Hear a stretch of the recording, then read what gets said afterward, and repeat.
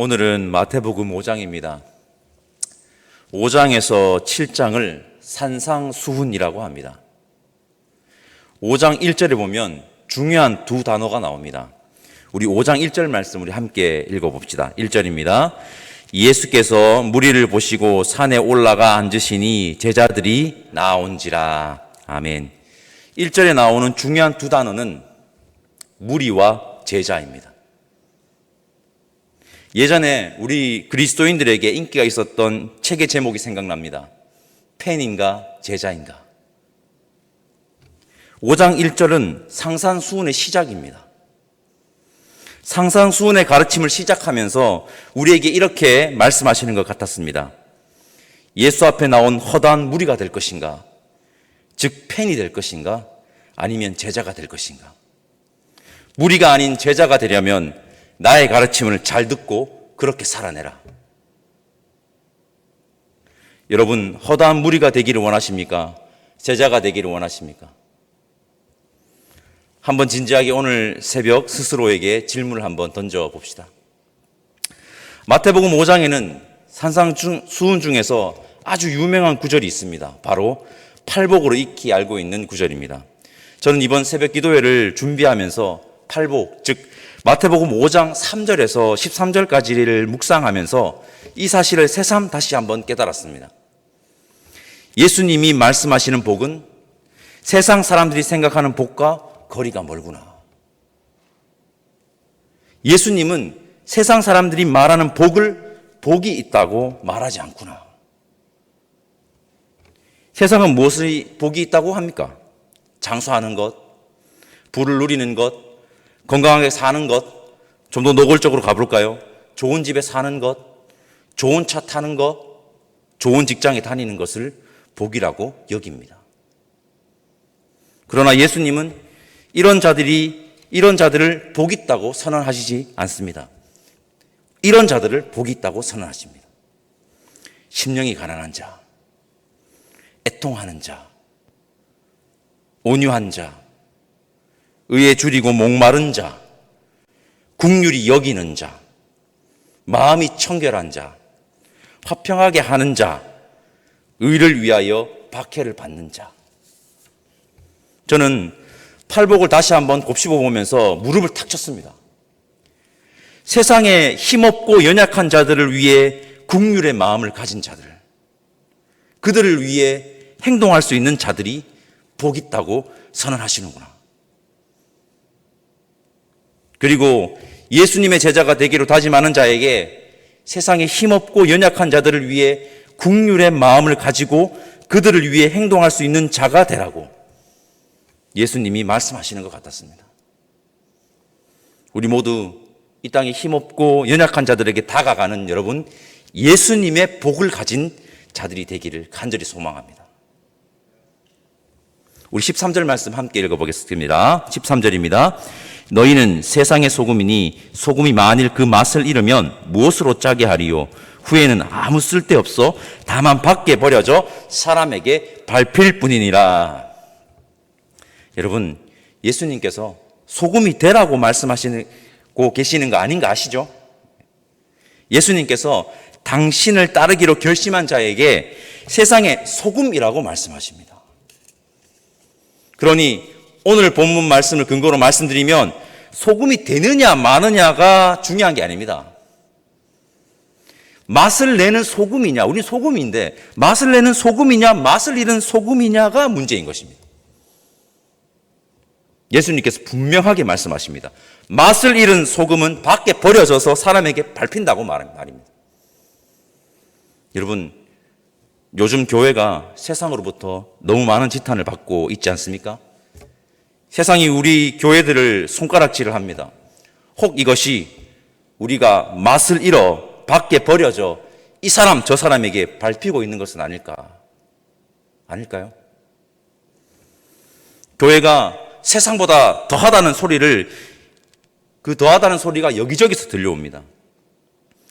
교회 세습 문제, 사역자들의 일탈, 요즘 코로나19로 모두가 다 어려움에 많이 겪고 있는데 노골적인 방역 위반의 문제, 이러한 모습들 때문에 사람들이 교회들을 향해서 손가락질을 합니다. 이것이 세상이 우리를 핍박하는 것입니까? 아니면 우리가 맛을 잃어버려서 밟히고 있는 중입니까?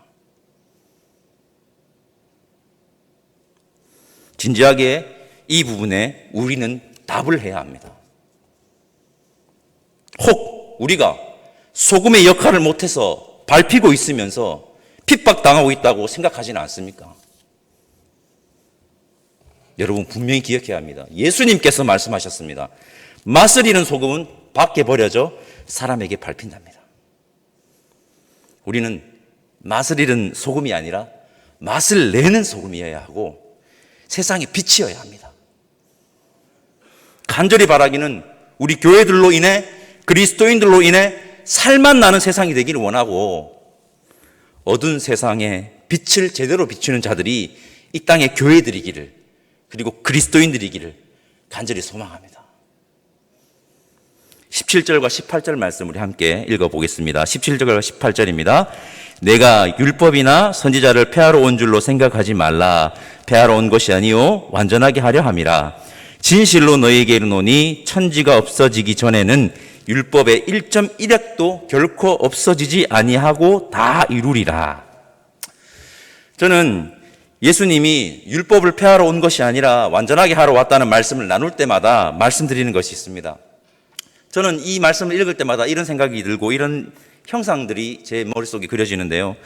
사랑이 없어 말라버릴 대로 말라버린 율법, 너무 말라가지고 사람에게 상처만 내는 그 율법에 사랑이라는 습기를 주어 원래의 형태로 복원하기 위해서 예수님이 오셨다.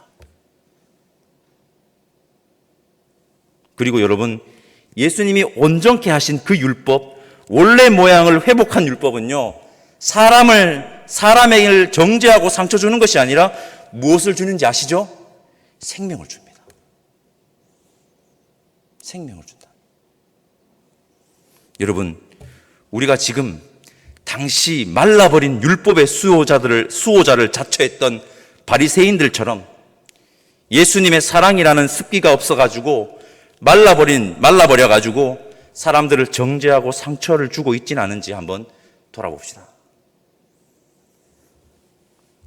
예수님이 완전케 하신 그 율법은 사람들을 상처 주는 것이 아니라 사람들에게 생명을 주는 것임을 기억했으면 좋겠습니다. 7장까지 이어지는 이 산상수훈은 진짜 이렇게 할 수 있을까라는 의문을 자아냅니다. 그렇지 않습니까? 오늘도 같이 읽었지만 그런 부분들이 많이 나옵니다. 특히 이 구절을 읽고 있으면 진짜 이렇게 할 수 있을까 의문을 지울 수가 없습니다.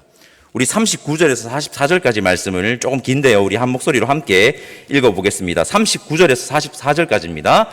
나는 너희에게 이르노니 악한 자를 대적하지 말라. 누구든지 내 오른편 뺨을 치거든 왼편도 돌로 대며 또 너를 고발하여 속옷을 가지고자 하는 자에게 겉옷까지도 가지게 하며 또 누구든지 너로 억지로 오리를 가게 하거든 그 사람과 심리를 동행하고 내게 구하는 자에게 주며 내게 꾸고자 하는 자에게 거절하지 말라. 또 내 이웃을 사랑하고 내 원수를 미워하라 하였다는 것을 너희가 들었으나 나는 너희에게 이르노니 너희 원수를 사랑하며 너희를 박해하는 자를 위하여 기도하라. 아멘. 이렇게 할 수 있겠습니까? 오른편을 치면 왼편도 돌려대고 속옷을 가지고자 하는 자에게 겉옷까지 가지라고 하고 억지로 오리를 가게 하면 심리를 동행하게 하고 하실 수 있겠습니까? 원수를 사랑하고 박해하는 자를 위해서 기도하라는데 여러분 진짜 그렇게 할 수 있겠습니까? 마태복음 5장에서 7장은 산상수훈입니다. 다시 말씀드리지만 산상수훈에 여러분 학문적 논란이 있습니다. 예수님의 이 산상수훈은 인간이 도저히 지킬 수 없는 윤리라는 것입니다. 그래서 산상수훈에 대해서 논란이 있고요. 해석이 분분합니다. 제가 한번 찾아봤거든요. 찾아보니까 12가지 정도의 해석이 나옵니다. 이 산상수훈을 두고. 이것을 다 알 필요는 없습니다. 이 논란의 핵심은 이 엄격한 윤리적 가르침을 우리가 어떻게 실천할 수 있느냐는 것입니다. 몇 가지 해석만 제가 살짝 말씀드리겠습니다. 사제들만 즉 목회자들만 지킬 수 있는 윤리다. 미래에 도래할 하나님 나라에서 지킬 윤리다. 하나님 나라가 도래하기 직전에 한시적으로 지킬 윤리다. 이런 해석들을 내면서 난리도 아닙니다. 왜 이런 논란이 일어나는 것일까요? 지키기 어렵다는 것입니다. 지키기 어려우니까 여러분 빠져나갈 구멍 찾는 거 아닙니까? 저는 이 모든 것이 빠져나갈 구멍을 찾는 핑계를 찾는 것 같았습니다. 솔직히 여러분 솔직하게 이렇게 말하면 안 됩니까? 지키기가 정말 어려운 것들입니다. 그러나 예수님께서 제자의 삶을 살기 위해서 이렇게 살아가라고 말씀하셨습니다. 우리 지켜봅시다. 아니 지키려고 노력을 한번 해봅시다. 이렇게 말입니다. 오늘 마태복음 5장 2절에서 산상수훈을 시작하면서 우리에게 이렇게 질문한다고 말씀드렸습니다. 허다한 무리가 될 것인가? 제자가 될 것인가? 허다한 무리들은 막 핑계대도 됩니다.